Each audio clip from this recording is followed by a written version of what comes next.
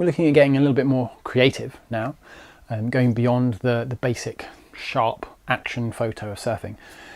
So one thing I like to do, especially with a longer lens in the water, so whether that's a 55-210, 70-200 or a 60mm prime lens, I like to try and get a real close-up of part of the action which you wouldn't necessarily normally concentrate on. So I'm not talking about someone's face, for instance, while they're getting chewed, although that might be quite funny.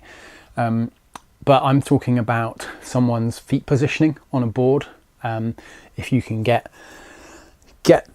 looking down onto that deck of that board and zoom right in, and sometimes there'll be something interesting going on with the water. Sometimes a lot of these times this kind of more creative side is hit and miss, and you might come back with a bunch of stuff that you just delete straight away because you just haven't got it in focus or something hasn't gone quite right. But sometimes you get something that's really great.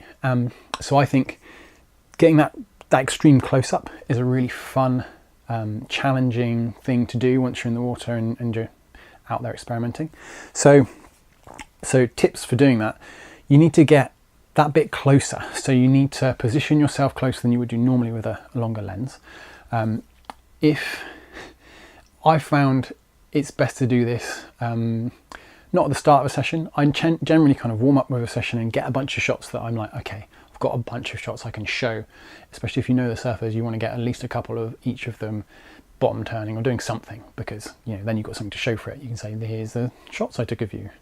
But if you get something really special, something they might not be interested in, then it can really make a session for you. So I think you get that bit closer.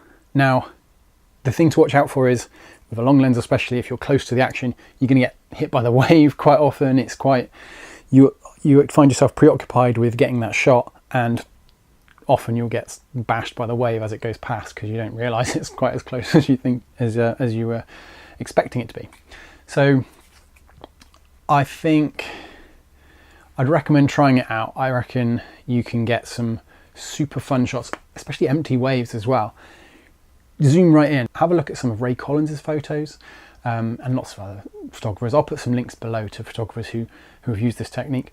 But I think it's really fascinating seeing something from that different point of view. And zooming right in is one of those fairly easy things you can do, which separates your shots from other people's. So yeah, that's it in a nutshell. Try getting an extreme close-up of the action, especially from the water. It's like a unique shot in a lot of cases.